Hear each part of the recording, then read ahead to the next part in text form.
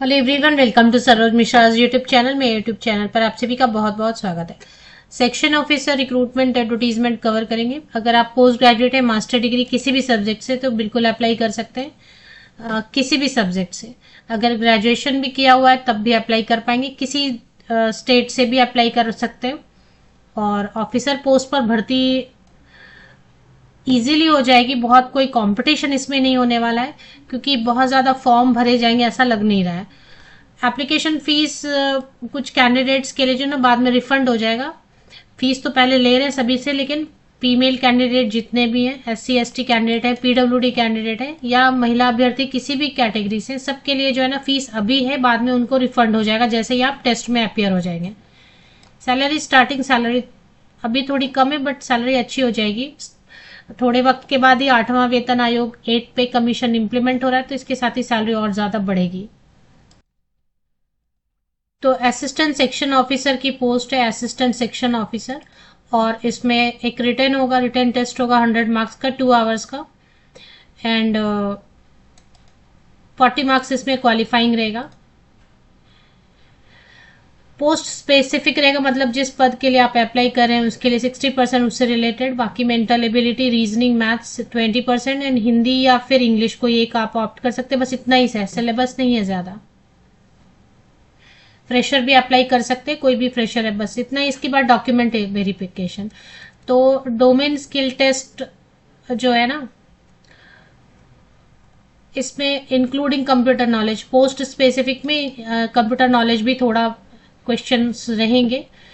और एक skill test ले लेंगे जिसमें कि लेटर ड्राफ्ट करना, नोटिंग, सर्कुलर टाइप करना, या फिर MS वर्ड, एक्सेल वगैरह यूज करना। थोड़ा इंग्लिश आ रहा है या नहीं आ रहा है। Preparation of presentation using MS PowerPoint, MS Excel, ये एक्सेल शीट वगैरह यूज करना, क्योंकि ऑफिसर पोस्ट है तो थोड़ा लिखना इंग्लिश में आना चाहिए। ये थोड़ा सा टेस्ट करेंगे जो कि 50 मार्क्स करेगा और उसमें स्कोर करना रहेगा। तो फाइनल मेरिट लिस्ट बन जाएगी रिटर्न टेस्ट के बेसिस पे।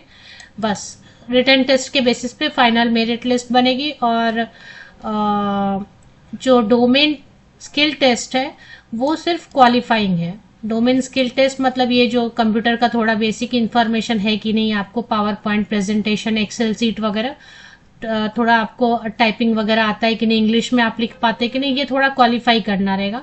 20 मार्क्स लाने होंगे बस। तो बाकी सिर्फ छोटा सा एग्जाम में आप देख रहे हैं, इसके बेसिस पर ही आपको जॉब लगनी है, कोई इंटरव्यू वगैरह नहीं होने वाला है।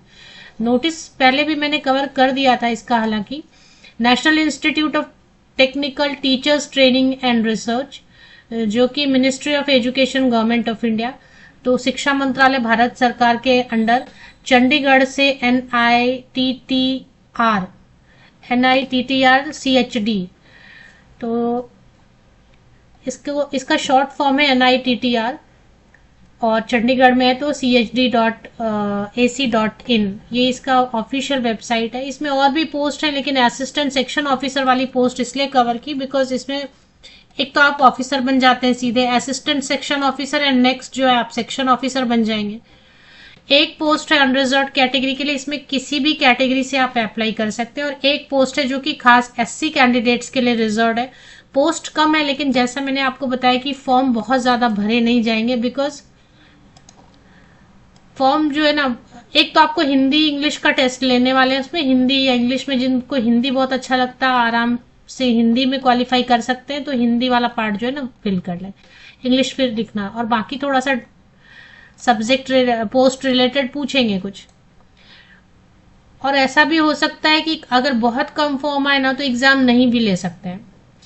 तो 29,200 ये इसकी बेसिक पे है स्टार्टिंग, और 92,300 बेसिक पे तक जाएगी अगर इसी पोस्ट से भी आप रिटायर होते हैं। हालांकि कोई इसी पोस्ट पे 60 इयर्स तक काम नहीं करेगा, उसको प्रमोशन तो मिलेगी ही, साथ ही साथ 8th पे कमीशन भी इंप्लीमेंट हो रहा है। तो 29,200 की बेसिक पे अभी 55,000 सैलरी आराम से स्टार्टिंग बनेगी। और जैसे ही 8वां वेतन आयोग इंप्लीमेंट हो जाएगा, 35% जो है ना सैलरी बढ़ जाएगी, तो 65-70,000 सैलरी हो जाएगी इस पोस्ट की।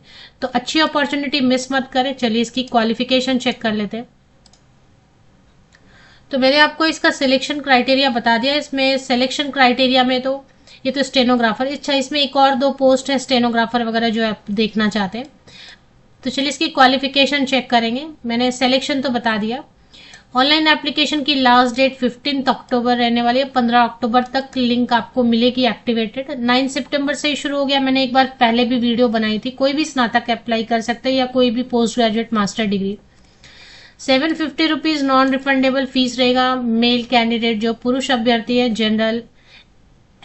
जनरल ओबीसी ईडब्ल्यूएस कैटेगरी के जो मेल कैंडिडेट है उनके लिए 750 रुपया नॉन रिफंडेबल फीस रहेगी। बाकी जो SC ST female candidate, PWD candidate है, इनको 500 रुपीज अभी पे करना। लेकिन जैसे ही आप रिटर्न टेस्ट में अपियर हो जाएंगे, आपको बैंक का थोड़ा चार्ज कट करके 30-40 रुपीज या उससे भी कम, आपको लगभग 500 वापस मिल जाएंगे। लेकिन टेस्ट में अपियर होना होगा। अब इसमें ये चेक कर लेते हैं कि जो पोस्ट है असिस्टेंट सेक्शन ऑफिसर, 2 वैकेंसीज है, उसमें मांग क्या है। Bachelor degree in any discipline, minimum आप ग्रेजुएट है, स्नातक है। प्रतिशत अंकों का कोई प्रॉब्लम नहीं है। मास्टर डिग्री या ग्रेजुएट स्नातक, प्रतिशत अंकों का कोई प्रॉब्लम नहीं है। फ्रेशर है, अप्लाई कर सकते हैं। एक्सपीरियंस नहीं मांग रहे। कोई भी कंप्यूटर या टाइपिंग का सर्टिफिकेट नहीं मांग रहे। हाँ, कंप्यूटर, टाइपिंग ये सब आपका एक डोमेन टेस्ट लेंगे जिसमें 20 मार्क्स 20 आउट ऑफ 50 आपको लाना रहेगा, है ना, वो क्वालिफाई करना पड़ेगा। बाकी ऐसे कोई सर्टिफिकेट नहीं मांग रहे। परसेंटेज का प्रॉब्लम नहीं है। एक्सपीरियंस नहीं मांग रहे। एज लिमिट भी अगर आप देखेंगे तो अच्छी है। तो मिनिमम नहीं लिखा है, तो किसी भी जॉब के लिए मिनिमम 18 होता है। अब 18 में ग्रेजुएशन होता नहीं, तो चलिए मैंने 20 लिख दिया। 20 to 35 ईयर्स के अनरिजर्व कैटेगरी के कैंडिडेट अप्लाई कर सकते हैं। अगर आप SC सीट पे अप्लाई करेंगे तो SC कैंडिडेट्स को 5 साल की छूट मिलती है। तो 20 to 40 ईयर्स तक के कैंडिडेट जो है ना अप्लाई कर सकते हैं SC कैटेगरी में।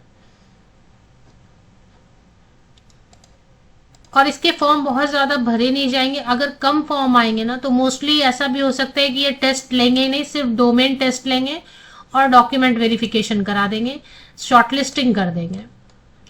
तो डायरेक्टली ऑफिशियल वेबसाइट पे मैंने गूगल किया NITTR चंडीगढ़। अच्छा, जो अगर टेस्ट के लिए बुलाते हैं तो टेस्ट जो है वो चंडीगढ़ में ही होगा, सिर्फ चंडीगढ़ सेंटर बनेगा, चंडीगढ़ जाना होगा। दूसरी चीज ये है कि अगर डोमेन टेस्ट के लिए बुलाया जाता है तो वो भी चंडीगढ़ में होगा। और अगर आपका फाइनल हो जाता है सिलेक्शन तो जॉब लोकेशन भी चंडीगढ़ होगी। और जब डॉक्यूमेंट वेरिफिकेशन के लिए बुलाते हैं, आपके फाइनल सिलेक्शन के पहले एक स्टेप रहेगा कि आपका डॉक्यूमेंट वेरीफाई करेंगे। तो डॉक्यूमेंट वेरिफिकेशन के लिए भी आपको चंडीगढ़ ही जाना पड़ेगा। तो सेंटर ऑल ओवर इंडिया नहीं बनाए जाएंगे इसके सेंटर जो एग्जाम के, क्योंकि कम ही कैंडिडेट आएंगे और चंडीगढ़ ही एग्जाम सेंटर, चंडीगढ़ ही स्किल टेस्ट के लिए जाना होगा, चंडीगढ़ में ही जॉब होगी और चंडीगढ़ में ही डॉक्यूमेंट वेरिफिकेशन होगा। ऑफिशियल वेबसाइट पे आपको चले आना है।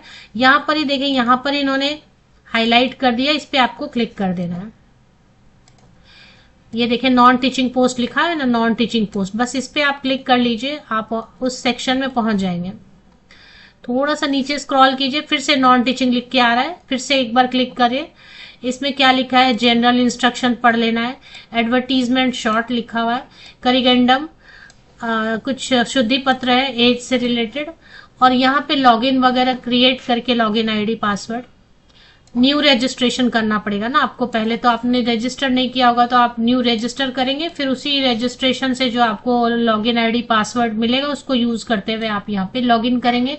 और आप इस लॉगिन आईडी और पासवर्ड को सेव करके कहीं पर भी कहीं भी अप्लाई करते हैं तो लॉगिन आईडी पासवर्ड किसी डायरी में मेंटेन करें। डायरी का पेज भी गुम हो जाता है, कई बार खो जाता है, तो अपने मेल पे आप जो है ना NITTR Chandigarh login ID password ऐसा करके सेव कर लें। ऑफिशियल वेबसाइट के लिंक के लिए मेरे इसी YouTube वीडियो के डिस्क्रिप्शन बॉक्स को नीचे तक स्क्रॉल डाउन करके चेक कर लें।